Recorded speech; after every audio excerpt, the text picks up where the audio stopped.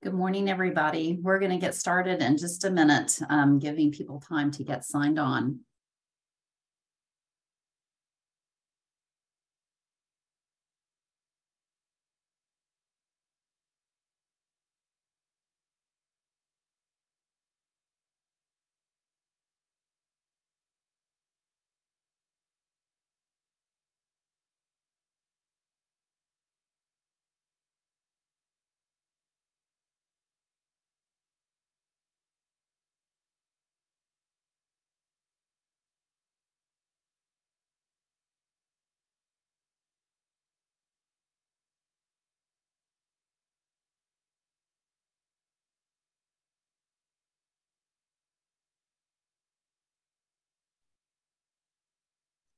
Good morning, everybody. We're going to go ahead and get started today. We have a lot to cover in today's event, and I don't want to waste a minute. So thank you so much for joining us today. I'm Allison Chase. I'm the president and CEO of the Able Trust. Today, we're going to have a really active conversation, and I want to invite you to enter questions throughout the webinar in the Q&A box. And I promise if we don't get to your question, we will definitely follow up with you afterwards. Next slide, please. So before we get started with our discussion, I want to take a moment to recognize that October is Disability Employment Awareness Month, which I know that you all are very much aware of. And I know that many of you are having different events and celebrations throughout the month. This year, we at the Able Trust decided to have a theme, which I hope many of you have already seen in our social media and other communications. So our theme was inspired by the lyrics of Dolly Parton's 9 to 5, and the hashtag Cup of Ambition campaign was developed from the belief that everyone who is willing should have the opportunity to go to work every day with an energizing beverage of their choice. So we'd love to have each of you join us in our campaign by posting a picture on social media with your favorite cup of ambition, and make sure to use the hashtag Cup of Ambition and to tag us in your post. Next slide, please. So we would like to recognize our deemed sponsors who you can see here on the screen. I'm particularly proud that we have such a great mix of organizations from for-profit corporations to many nonprofit partners. This morning, we're going to take a little bit of time to highlight one of our corporate sponsors, Florida Power and Light NextEra Energy. FPL is not just an energy company, but they are truly a strong advocate and partner to Florida's communities. And the video that we're going to share with you this morning highlights FPL's work to help rebuild after the destruction of Ian.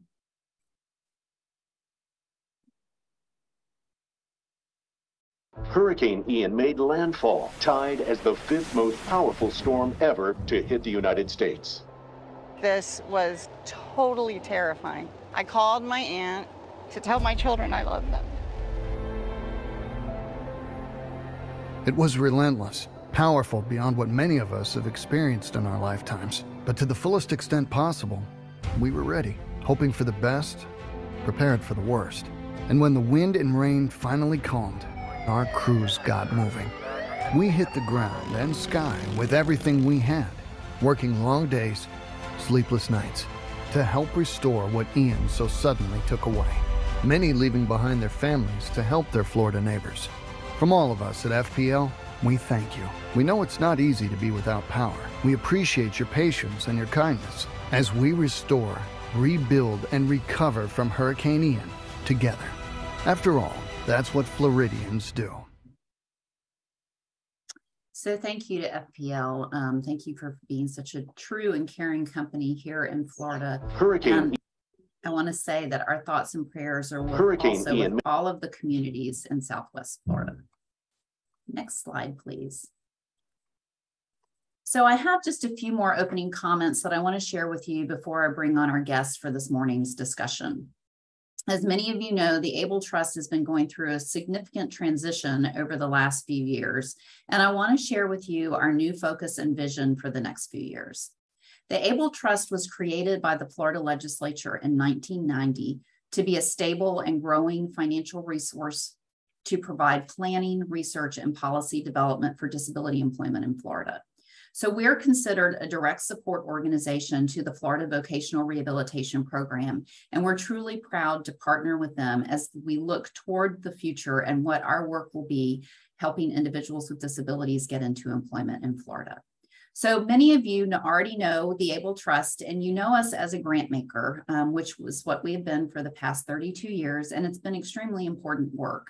But as we've been able to evaluate the impact of our work, we've come to believe that our resources can better serve Florida by changing our role. So I'm going to tell you a little bit about that today and what we're looking forward to in the next 30 years of our operation.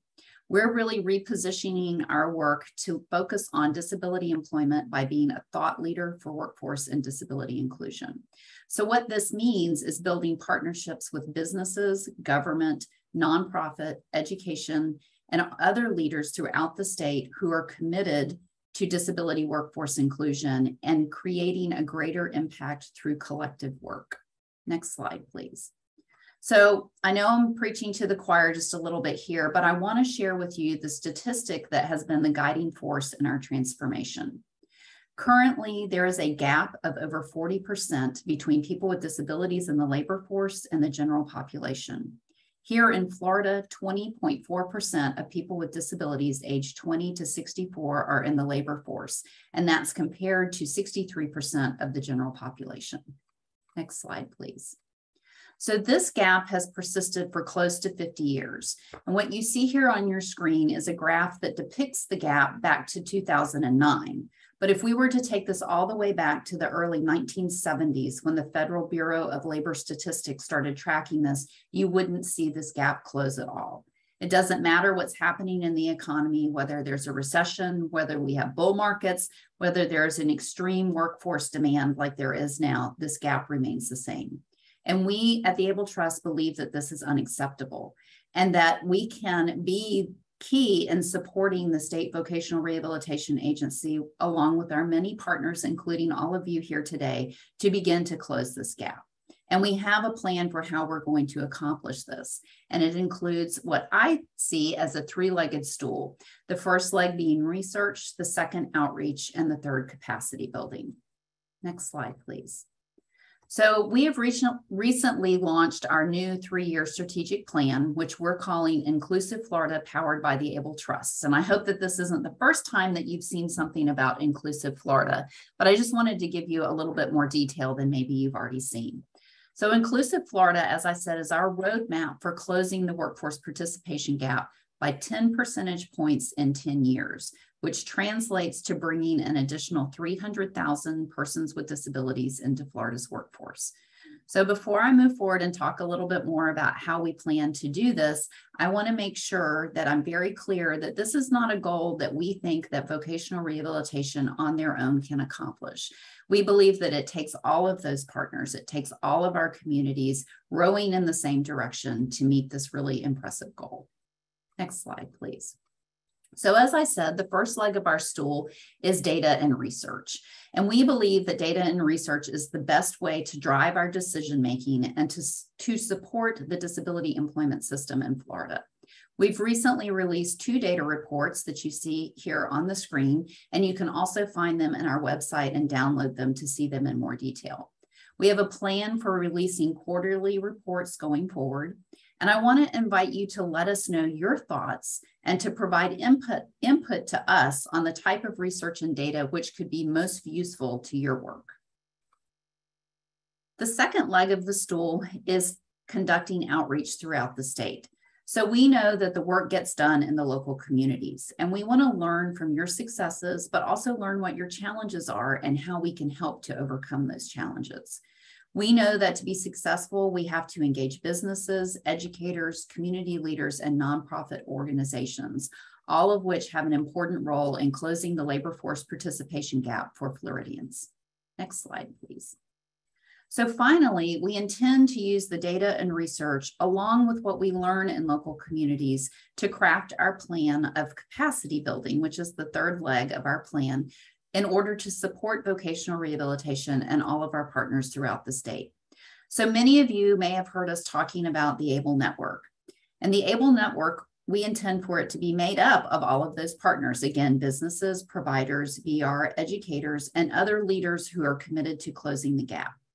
We intend to invite all of you to join the ABLE Network But if you want to know more now, please be in touch so that we can get you on a path to being a part of what we see as the solution to closing the gap for people with disabilities in the state of Florida. So before I move on to the conversation, I have one last thing, and I want to share this as an example of how we see all of this working together. And this is the Florida High School High Tech program. We believe that it's a clear example of how using data and research, outreach, and capacity building can work on a statewide level. And as you see here, we really see High School High Tech as sitting at the center of all three of those stool legs. Next slide, please. So many of you are partners with us in High School High Tech and know that the success of the program is in large part due to community partners and a statewide network of support. High School High Tech boasts a 99% graduation rate, and over 80% of graduates go on to post-secondary education or employment. So we're excited to use this as a model to learn from and as we grow the ABLE network throughout Florida. Next slide, please. So now, without further ado, I'd like to turn to our topic of today's discussion. And what you're seeing on the screen here are simply examples of headlines that we can grab any day of the week.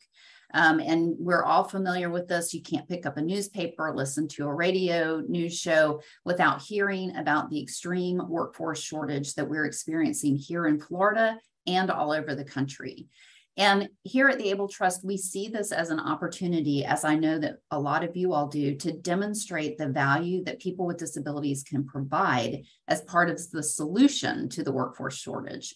In fact, the conversation has already started at the state and national level through the Florida Chamber and other business groups about hiring from non-traditional sources of labor. And we want to be at the table for those conversations.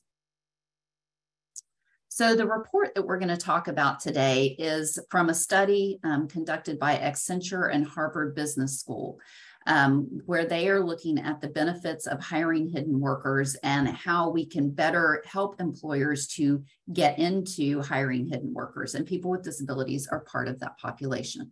So what the report found is that companies that hire hidden workers are 36% less likely to face talent and skill shortages, 38% less likely to face challenges finding workers with the necessary experience, 44% less likely to face challenges finding workers with the necessary skills, and 36% more likely to find candidates who have the right attitude and motivation. Again, preaching to the choir a little bit here, I know that this is something that you all are very familiar with and know that your consumers can help help businesses reach these goals. Next slide, please. So what was also found in the study by Accenture and Harvard is that even given these benefits, employers still seem to create barriers to hiring hidden workers. The top two barriers that they talk about in the report are, one, technological advances in recruitment. So they're talking about platforms like Indeed, ZipRecruiter, and LinkedIn, which allow employers to screen out candidates based on very complex algorithms. And most often that screening screens out hidden workers, which includes people with disabilities who could be very qualified for the jobs. The second barrier that they talk a lot about in the report is that too many employers post job descriptions that are lengthy and describe their dream candidates, rather than narrowing the listing to a reasonable list of true hiring needs. So I was speaking on a panel last week to a group of manufacturers from around the state. And when I started talking about this, what I said is, who is this unicorn that they're trying to hire? I don't know anybody who can meet most of the requirements when I look at job descriptions. And that's a barrier for a lot of people, but particularly for the consumers that we serve. So I am now extremely pleased to ask Bill Santos to join me here on camera, so that we can discuss the findings of the report and gain from his expertise. I know that many of you have had the opportunity to hear Bill talk in some of our past webinars and know that this is the field that he's worked at for 30 years. And he's been telling us what this report says. So I know that in some sense this is validating, but it might be a little frustrating too, I don't know. So my first question to you, Bill, first of all, welcome. Thank you so much for being here. And Arnaldo, I think you can turn off the slides and we'll just, yeah, perfect. Thank you. So welcome. I'm so glad that you're here. And what I want to start out is asking you just what were your first reactions and impressions when you took a look at the report? Well, thank you, Allison. Thank you for the opportunity. I'm always honored to be invited by you guys to participate in this. And so, when I saw the report, I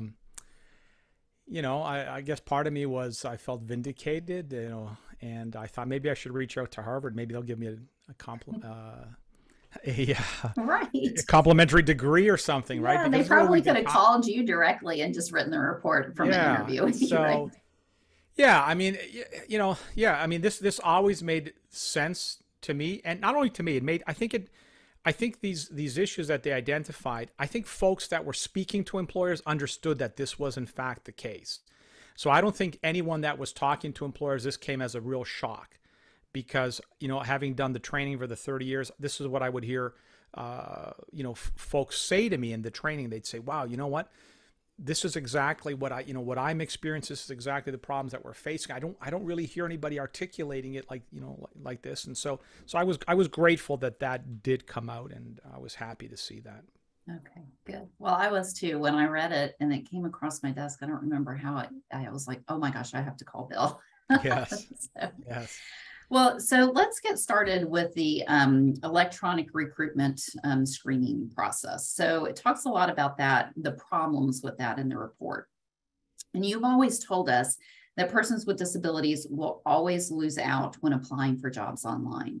So can you talk a little bit more about that and tell us why? Yeah, So a couple, one of the obvious issues is sometimes the technology would require some sort of a assistive technology, and so the person just sometimes can't access it, and that can be an issue. But as you mentioned, the selection, is the selection criteria is always directed towards the ideal candidate, and so it doesn't capture some of the subtleties and some of the nuance of someone that doesn't necessarily fit into that particular, mold of what this organization has deemed the ideal candidate. And so that's always been a problem, and just the competitive nature. Now, let me just tell you something.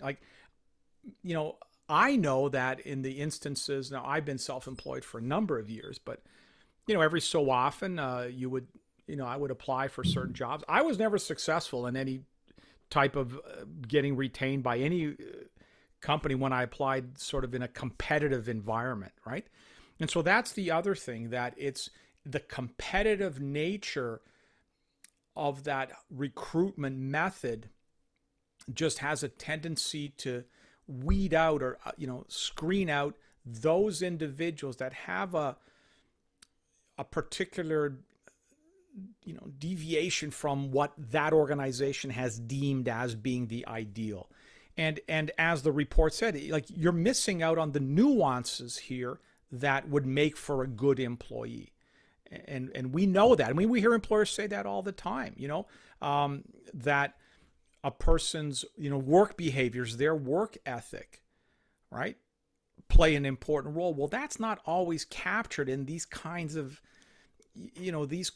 recruitment, methods. And so I've never been a strong proponent. I've always discouraged organizations that are working with individuals with disabilities to avoid that.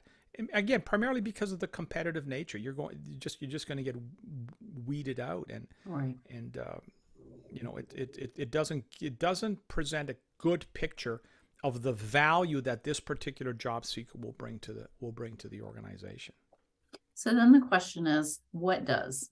Tell us the basics of, if we really want to get an employer to look beyond what this whole huge, perfect human being that they have constructed in their job descriptions, how do we get to the true needs? And what are the basics of that? Yeah. So, this is going to sound simplistic, but it's not. And really, and I was just on a group just a couple minutes before we came on here, and I said to them what I tell most groups is this: that when it comes to, well, let me back up and say this: that to me, the big issue here maybe the biggest issue, is the employer's perception of the job seeker. And what I believe begins to happen is that the employer sees certain, the business sees certain characteristics in the job seeker, for example, a disability, and automatically discounts them based on a perception that the employer has from employment with their organization. It was very interesting to me because I would hear employers say to me many times, they'd say, well, I believe persons with disabilities can work. Absolutely. They just can't work here. Like they just can't work in my company. Right. But they can work. Right. And so it's the ability. So for a large segment of the job seekers with disabilities, the issue, if we want to refer to it as the barrier to employment, doesn't reside in the job seeker. It resides in the employer's perception of the job seeker. Right. And so that has to be influenced. So when we're talking about influencing how an employer perceives a job seeker, here's what we know. That the number one skill for influencing perceptions, as simple as this sounds, is the ability to ask insightful questions. That there's an adage in sales that I think almost every day of my life I repeat this adage, but it hits the nail right on the head. And the adage says this. It says, if you ask the right questions and listen carefully to the answers, someone is going to tell you not only what they want to buy, but how to sell it to them. And so here's what we found is that how the employer describes their needs is dictated by the questions that the job developer would ask. And so we're getting ideal needs from the employer. Every single employer, when you ask them to describe what they're looking for in a job seeker, will always describe the ideal. That's their starting position. But as you indicated in the introduction, to the group of manufacturers you were talking about, they're sometimes hard pressed to show me anybody working for them that has that particular skill set that they've advertised. Right? Right. And so that's where they start. As the job developer, or as the employment professional, I tend to use just the generic term job developer, but sure, you need to go into this engagement with the employer, understanding that that's their starting position, that's where we're going to start. So I need to ask myself, okay, so what questions, because the questions are so important, could I be asking that will minimize the likelihood of the employer describing their needs in an ideal way and move closer to those baseline needs, those core needs, which I think the report said is really where it should be focused at. And so, it's, I compare a lot of times with, and it's kind of silly, but, you go into an exchange to buy a used car, right? Recognizing that the initial advertised price is not the price that the supplier is going to sell the car for. Like you go in already. And right. So if we were talking about buying a used car and I would say to you, oh, Allison, I bought a used car yesterday. You'd say, oh, great. You'd say, well, how much did you pay? And I go, oh, $5,000. And you say, well, how much was it advertised for? And I go, $5,000. You'd say, well, wait a second. Why'd you pay $5,000? I said, what do you mean? Because that's what they asked for. You say, no. They asked for that, but they will settle for different. And how did you not know that? Like you never offer them exactly the asking price. Right. So an employment professional is going into this situation with the employer. They have to know that the employer's starting position is always the ideal. And they're going to move off of that ideal. Now, if it is a highly competitive hiring situation where the employer has reams and reams and reams of other applicants, why would they move off of their ideal? Sure. So I come to buy the car, right? And I'm going, I'll give you, you want 5,000? I'll give you 4,000. Well, if they got somebody else standing there saying, I'll give you 45, 46, why in the world would they take 4,000 from me? Like, do you see that? So we need to go in understanding that this is the interaction, that they're always going to ask for the ideal. And so if my job seeker can't meet that ideal standard, and please don't read into that I'm suggesting that, person with disabilities can't do it. I don't think anybody can, right? With just few exceptions in this whole world, right? I think that's the reality for all of us. Then I have to be in an environment where those ideal requirements are mitigated. I can help mitigate that by ensuring that I'm in a less competitive hiring environment. So fewer applicants. Well, how do you get the fewer? Well, the timing of my, right, or relationship with the employer, we'll talk about, right? Mm-hmm. And utilizing the hidden market and asking the right kinds of questions. If we do those, then we begin to cause a shift. And this is an important point I wanted to highlight. We're not talking about lowering the employer's hiring requirements. We're not saying that in order to accommodate my job seeker, you have to lower your hiring requirements. What we're saying is, traditionally, this is the hiring criteria you've used to select who is going to work for you. How about looking at something else? So it's a shift, not a lowering, if that makes any sense. Oh, sure. Right? Does. So now that doesn't mean that individual doesn't have to do the job. Like, they still have to go there. They still have to do that job. Like, the accounting still has to be done. You know what I mean? Like, the computer programming still has to be done. But what we're saying is, whereas traditionally as an employer, you have used, for example, years of experience as your criteria for selecting this individual, how about you look at a different thing, something different? So the job still has to get done, but the criteria used to select this individual was different than what was traditionally. Because as long as they stayed with that traditional hiring criteria, that particular profile of job seeker was not being considered, if that makes any sense. It does make sense. So let's talk a little bit about how we get to that point with a business. So how do you mentioned insightful questions, and you mentioned the word relationship and trying to get to the hidden market and not trying to compete on the open market. So how do we do that? I mean, I think that so I just think about it from my perspective as an employer.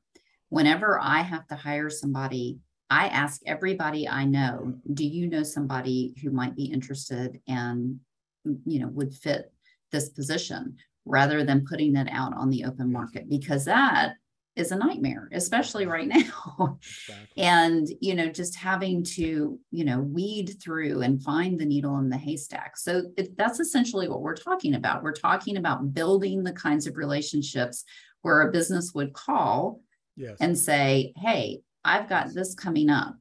Do you have somebody? How do we get to that?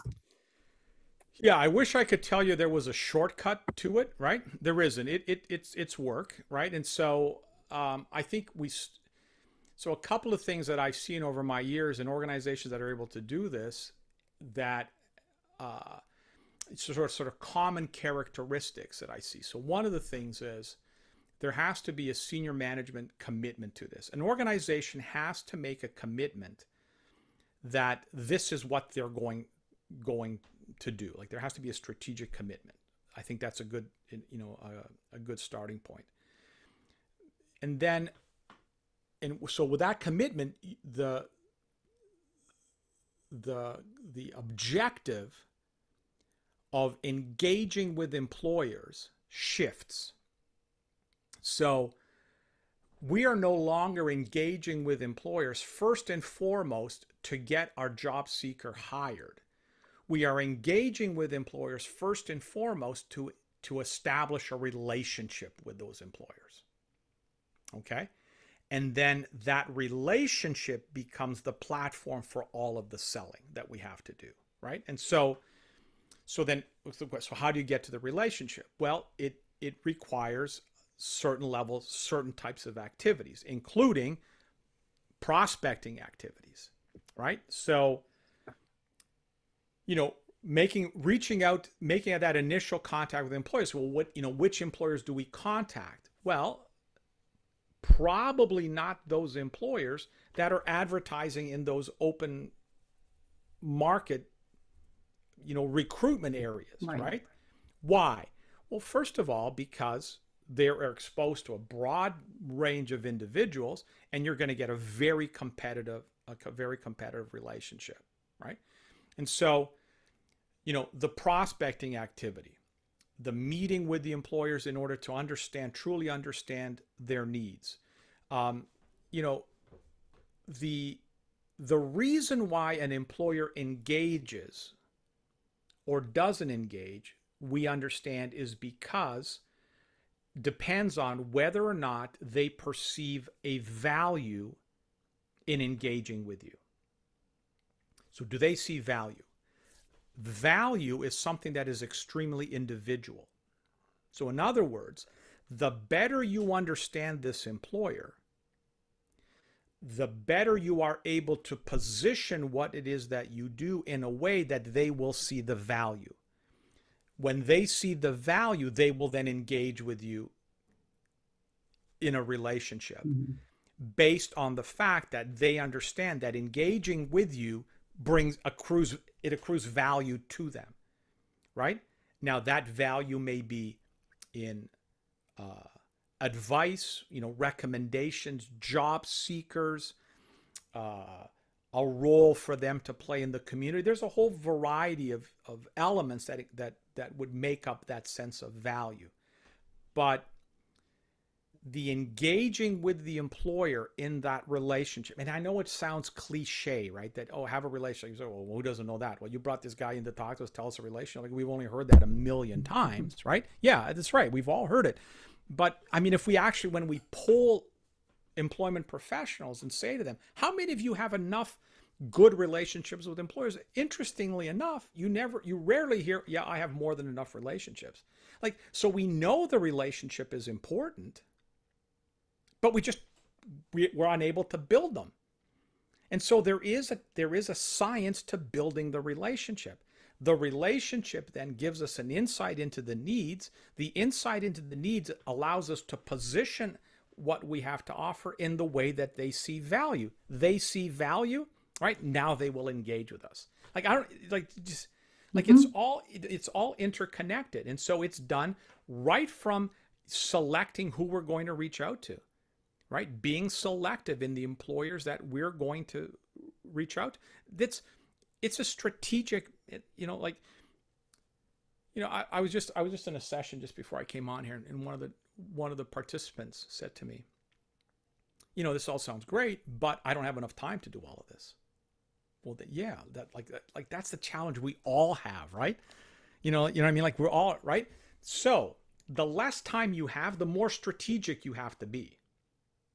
So anytime you are going to engage with an employer, so whether that's an initial prospecting contact or an actual meeting with the employer to have them describe their needs to you, you have to go in with a rationale of what you're going to do and why you're going to do it. You can't do a trial and error. You don't have that luxury. We don't have enough time. And so I don't know if I've answered your question about getting to that relationship, but there is a model. Now relationship building is relationship building, right? So if we take it outside of the context of the employer and we talk about just regular relationships, right? Here's what we know. You want to establish a relationship with someone, you're going to ask them to do something. But what you're going to ask them to do has to be appropriate for where you are in sort of the relationship building stages, right? So it's not uncommon for someone to, when they meet with someone that they're curious about establishing a relationship, they'll say, hey, would you like to go for a cup of coffee? That's like the prospect in contact with the employer. Would you like to go for a cup of coffee? If the individual says no, then that means a couple of things. It could mean they're not interested, or just no, the timing is wrong. But we generally do not initiate a relationship building exercise with someone by saying, would you like to go for dinner? Let's start with coffee. Let's sort of too much. Right. It's too much. You see what I'm saying? Yeah. So very similar with the employer. So there is a cascading level of activities that we want to ask employers to engage in, right? That goes from an easier decision to a slightly more difficult decision. And we progress through those stages with the employer to the point where we're ready to say to them, will you hire my job seeker? Yeah. And that's most likely shouldn't be happening in the first meeting. No, that would be similar to, so, hey, I've just met you. You seem like a really nice person. Would you like to get married? Right? And we would step back and go, right. There's commercials that do that, right? Right. Yeah. And we laugh at it. We go, oh, because we all recognize that's not appropriate for that stage of the relationship. Right. Like, do you see the point? I mean, that's silly. But yeah, no, I absolutely. And I think, having worked in this field and done some job development of my own at different levels, I think that, we all feel like this pressure. Of course, I have to ask if they're hiring and would they be willing to consider. And that's not the first right question to be asking. And that's part of that strategy that you're talking about. And so I liken it to every time we do anything with the Able Trust that's outward facing, we always say, what is our call to action? What are we asking the people that we're communicating with to do at the end of this event, which I have a call to action that I'll ask you all at the end of this webinar. And it's the same kind of thing, right? You need to know, what is the appropriate ask that you're making at each of these levels of the meeting, and to understand that it's going to take many meetings for you to develop their kind of relationship where you do get to ask them to marry you, essentially. Exactly. So can you talk a little bit about, and I worked for you some and did some coaching, and one of the things that I found was this resistance to preparing for meetings. Everybody feels like, oh no, I know what I'm going to do. And, I know what I'm going to say. And oftentimes that's the problem, is that we're saying too much and not asking enough questions and getting the employers to talk. So can you talk a little bit about that strategy and preparation? Because I do think that is critical. Yeah, it is. You're absolutely right. Number one reason why meetings fail, meetings in general, is usually because, it's 1 and 1A. Either no objective for the meeting was established, right? And so there's no endpoint to be targeted. And I think there was an old Roman saying that was something like, when the sailor has not identified a port, no wind is suitable.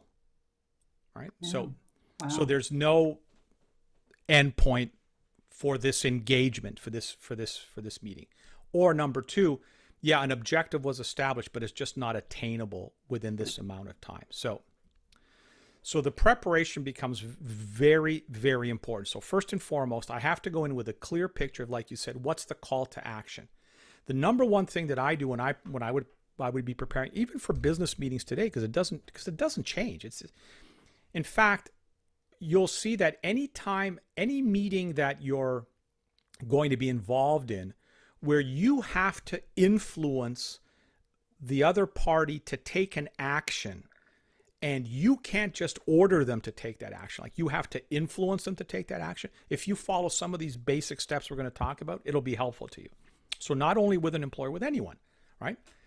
And so number one is set that objective, have a very clear picture. So I used to ask myself, what do I want the employer to do at the end of the meeting? And I would try to make that as visible as possible, right? So I would try to avoid something like, well, I want the employer at the end of the meeting to accept us as a potential source of employees.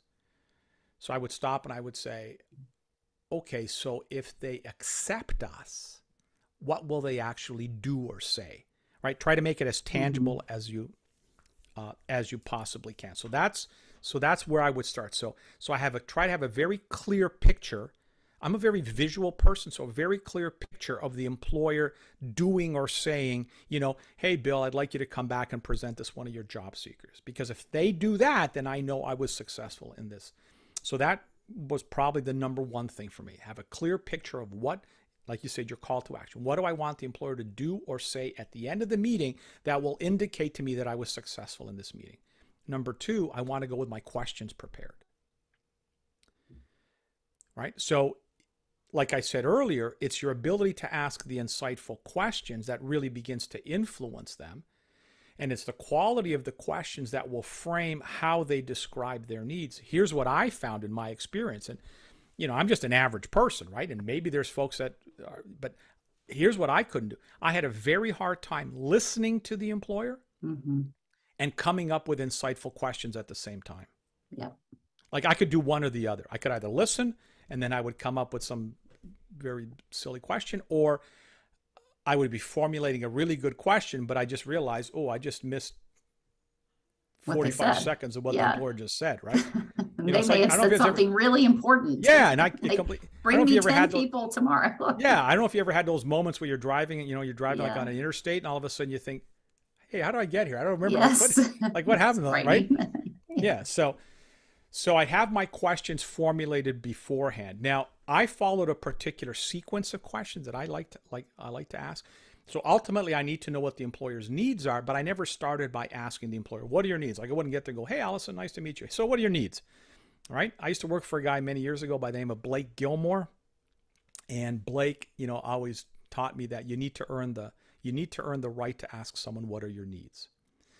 So I would always start by what I called background questions. So I would ask some background questions. So if you and I were meeting, Allison, I'd say, so Allison, you're with Able Trust. So how long have you been with Able Trust? And, tell me, right? And folks go, but shouldn't you know that stuff before you go in? Yeah, sometimes I know it, but I'm going to engage. It's a great way to engage the employer because it gets them talking about things that they know about that I don't. And it reduces the risk, as you said, that I do too much talking in this meeting. So I'm going to start with what I call background questions. I'm going to ask questions about your time with the organization, how the organization started, what is it you guys actually, you do, what would be other maybe similar organizations, background questions. I then transition into my needs questions, focused on, I'm not going to ask questions that are going to get them to describe to me the ideal needs. I want to know what the core needs are. So, one of the questions that I found that was always quite interesting for, and how employers reacted to it is I found that it was easier sometimes to get the employer to tell me what they weren't looking for versus what they were looking for. Yeah. Right. So if I would say to you in the employer meeting, I'd say, hey, Allison, I understand you're hiring a programmer, Let me ask you something. Based on your experience, how do you know when you've hired the wrong person for that job? I love that question. Yeah. And what they tended to give me now were those core, right? Like those core issues, like, around work behaviors, maybe work ethic. Yeah. Ability the soft to get skills. Yeah, the soft skills. Yeah. Exactly. Yeah. Right.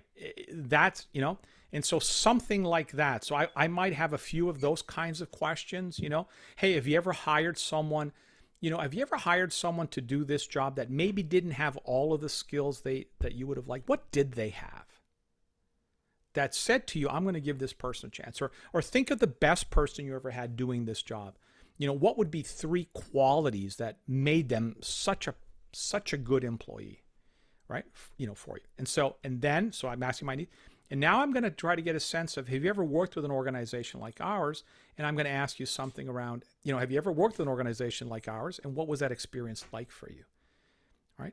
Yeah. And only after I've asked those questions do I take the lead now to do the speaking. And so if you think of the structure of the meeting, 70 to 80% of that meeting The employer has to be doing the talking, because my goal is to establish a relationship with them. Is I'm going to have 70-80% of that time that employer doing the talking and me asking the questions and listening carefully to the answers.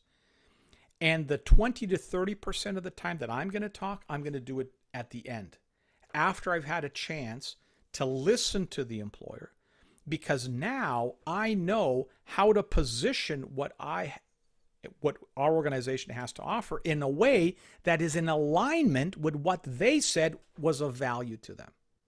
Yeah. Mm-hmm. Yeah. And I think that this is, you know, I know for me, when I was just in a meeting yesterday with a chamber president. And, you know, it's so easy to go in and start talking about what you do, what I do, Yes. you know, and I caught myself and I was Yes. like, no, stop. Yes. I know that I need to get her talking. And by the end of the meeting, she had invited me to come talk to the entire board for the chamber. But it was just because I sat back and listened and asked questions and encouraged her to keep telling me about the experiences of the chamber and their needs. And you know, exactly like you said, but I had to catch myself, because I think it's human nature. And especially in this kind of work, I think that we want to go in and tell about the good that we're doing, and then hope that the employer sees something in what we've said that sounds good to them. And if they don't, if they say, wow, that sounds really great, I'm so glad that there are organizations in our community that do this work, and thank you for coming in today. And then you're like dead in the water, right? Yes, exactly. We have to remember that the person that has the least amount of influence over that employer and influencing their perceptions is me, the employment professional. The individual that has the most influence is them. Right? And so it's like when they hear themselves talking, that is influencing them. And that has way more influence than I have. And then sort of in between those two is someone that employer or that business happens to respect or know. So that's one of the reasons why we always ask for a referral. Right? So if I go to you and I say, hey, Allison, Bill Santos, you know, Joey suggested I reach out to you. And you know Joey and you respect, right? There's a greater likelihood you'll answer favorably to me. And so you have to learn, and we have to catch ourselves recognizing that I am the individual that has the least amount of influence over this employer. And so my work is to sort of frame things so that the business, that individual there will talk, and as they're talking will begin to influence their own perceptions to the point where they say, you know what, let's give this an opportunity. Let's have you come out and talk.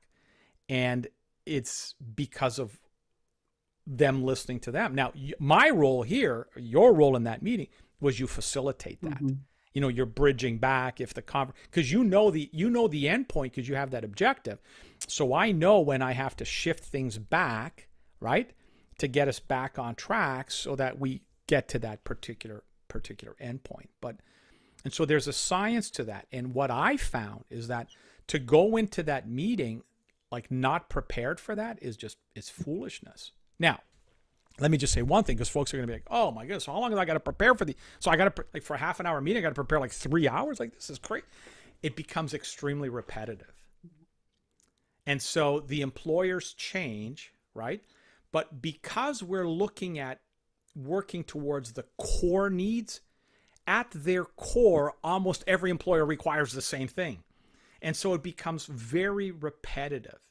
And so within a very short period of time, as you use this structure, you become really good at it, because from meeting to meeting, it deviates very little. It's right. So what I found, and I tell folks, is that, you know, if you use it like a meeting planning structure, you use it like 3 or 5 times, you've pretty much internalized it. And now every meeting you go to, you just use that same protocol in preparing yourself.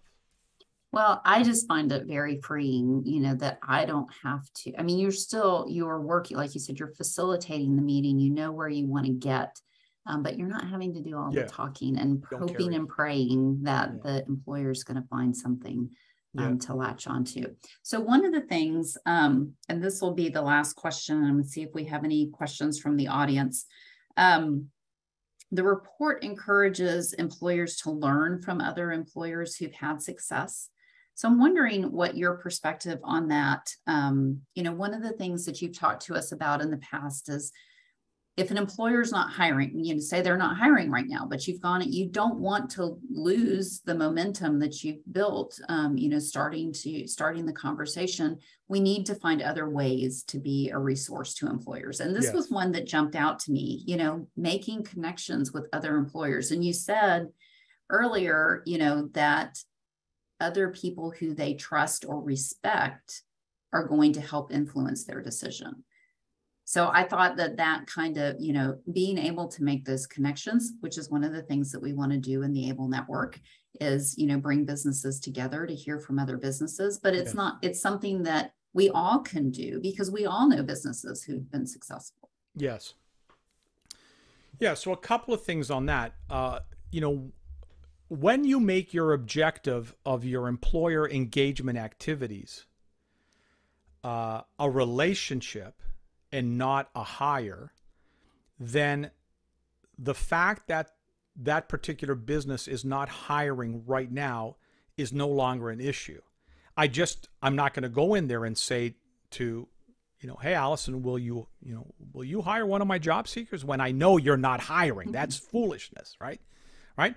So what else could I get the employer doing so that they connect with us that is not hiring, right? So we have what we call, alternative labor market interactions, right? So I could be coming to you and asking you as an employer to do mock interviews. Mm-hmm. Like you don't have to be hiring to do those, to allow one of our job seekers to come in and shadow one of your existing employees. Maybe you can come and sit on a committee of ours, or maybe you can come and present to a group of our job seekers, right? So because my objective with this employer is a relationship, and I want to establish that as the platform for everything. The fact that they're not hiring right now does not discount them, because this may be a really good employer, an influential employer. In fact, I may establish a relationship with them and they never hire from me, but they are an influencer with other employers. Yeah. That I can go to another employer and say, do you know that we have a partnership established with ABC, company in here in our community. And one of the things that they do for us is they do practice job interviews, right? And the fact that you're engaged with them gives you certain credibility to this new employer. So that's so that's one. I forgot the other part of your question. Here, I'm going through a senior's moment here. Oh, I forgot too. I think you answered. It was about how do we get them? How do we keep them engaged? How do we keep building that relationship? And it was about introducing them to other employers who have had success. Yeah, and so a very simple way is that I always ask for referrals. I'm always going to ask for referral, like as I mentioned. So if I'm going to contact a new employer, ideally I want that contact to have come from an employer that I've already have a relationship with. So that's a referral, so I can use that. Because what I found is if I have that referral, the likelihood of them accepting at least a meeting with me goes way up. Oh, sure. I also encourage folks in their outreach to employers to talk about their work with other employers, right? Get permission from these existing employers to, if it's on a letter or an email, and say, it's going to be something as simple as, some of the organizations that have benefited from our partnership include, and you have those there. Excuse me. Don't underestimate the value of telling a story. Mm-hmm. With the employer. So let me tell you I want to get permission from the other employer, but, I could sit down with you and say, hey, Allison, let me tell you what happened over at ABC company, right? they were having an issue with turnover in this particular department, and they were, kind of wrestling with that. And we came and we looked at it, and here's what's happened, right? That's a really powerful way of getting employers for you to establish credibility through your relationship with another employer, because they expect you to say, our service is great. Our service is going to, they expect you. But all of a sudden, when you have another employer, so I would put in my emails, in my letters sometimes, something like, one of the organizations we've been working with, is Able Trust. And, Allison Chase is the CEO. Please feel free, here's Allison's number. Please feel free to reach out to Allison and get a sense of what our relationship has been and what benefits have accrued to the organization as a result of working with us. Well, sometimes just seeing that in the letter is enough. That gives you credibility. Yeah. Okay. Well, I know Allison, so I'll talk to Bill. Yeah. So just quickly to wrap us up, but you and I haven't really talked much about this, I don't think, but the notion of storytelling. So, I liked that you kind of talked about telling another business's story, and that's, it's how we communicate with each other in our normal lives, right? Yes. We tell stories about what happened to us yesterday. We were talking as we were getting ready about the webinar, Arnaldo and I were talking about dogs, and, it's the way that we communicate and relate with people. So to be able to have, that's part of the preparing for the meetings and having that kind of in your toolbox, right? Is having a few stories to tell. And I think that we, in this field, sometimes we tell the stories of our consumers, which is great and it's inspiring, but businesses want to hear about the story from the business perspective. Yes. And I think that that's something that we have to work on collecting and being able to share that with other businesses. I think you're absolutely right. That's such a, I will have folks that have gone through my training say, when I went through the training, as you gave us like a framework for preparing the meetings, it sounded so like technical and so rigid. But when I got out there, it was just like a conversation with the employer. And you're like, yeah, exactly. Because that's naturally how we speak. I have a game plan because I have a finite amount of time. I mean, when we prepare for this, I've got notes and we've got an outline, because we can't just be on the webinar for as long as we want. You know what I'm saying? So how do we get to this particular point within this amount of time? So I have a game plan, but it's not scripted. What you and I are we're having a conversation. Right. Like, you see what I'm saying? So the presence of a plan and a structure to prepare doesn't take away from the spontaneity, and it was always very curious to me that.